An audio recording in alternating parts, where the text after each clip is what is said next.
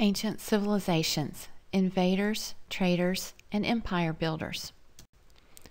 We're going to practice how to watch a video and take notes.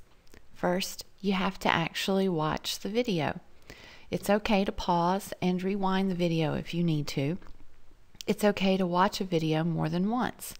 Use the titles of the slides to organize your notes. You don't need to copy every word on the slide. It's okay in your notes to use keywords and bullet points. You can take notes electronically or on paper. Do what works best for you. Sometimes I will ask to see your notes. Most of the time, I will ask you to do something with your notes in class. By the end of this video, you should be able to answer these questions. What are the strengths or unique accomplishments of each of the civilizations featured in the video? What does each civilization have in common with the people and countries of today? The First Babylonian Empire. Its most famous king was a man named Hammurabi, who had the following goals for his kingdom. The people should know the laws. He wanted to destroy evil influences, and he wanted to protect the weak from the strong.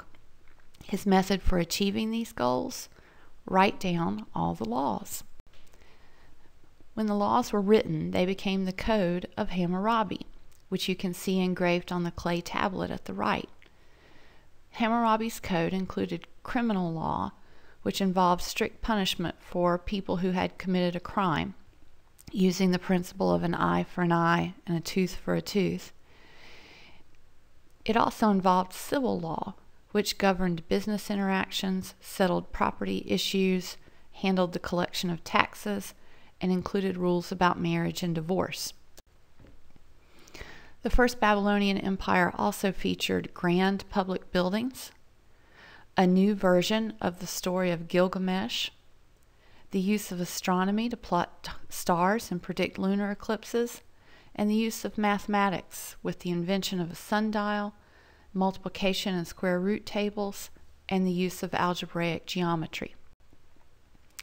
The Hittites are the next civilization, and while historians don't know a lot about the Hittites, they do understand that they were accomplished iron workers.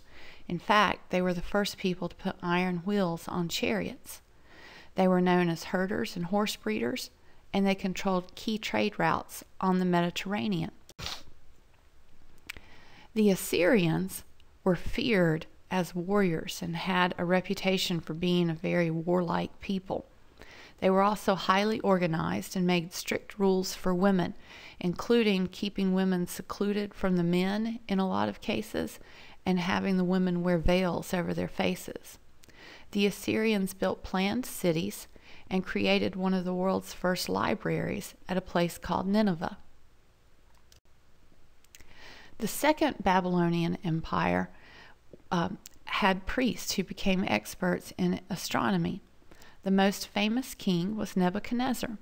He expanded the territory through conquest, restored the canals, temples, city walls, and palaces of the First Empire, and built a beautiful garden called the Hanging Gardens of Babylon.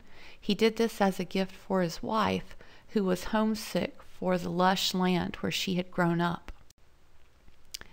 After the Second Babylonian Empire came the Persians, which was the largest empire in this area to date. In fact, the area was so large it was divided into provinces, kind of like the states we have today.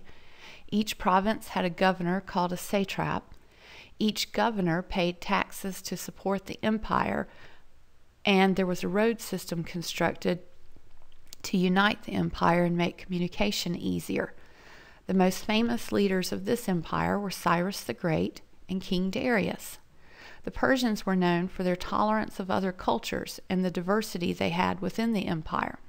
When the Persians conquered an area, oftentimes they'd allow the people in the area to keep their own cultures and traditions, which is how they became known for their toleration. The Persians also used a common system of weights and measures. They used coins and a barter system for business and trade. And they practiced a monotheistic religion with a deity named Zoroaster, who was a supreme god battling against evil. The religion encouraged everyone to choose sides before Judgment Day, whether they would be good or evil. Finally, there are the Phoenicians. They were known as sailors and built cities along the Mediterranean Sea. They were also farmers, manufacturers, and traders. They invented an alphabet that was based on 22 consonant sounds, which is the basis of our alphabet today.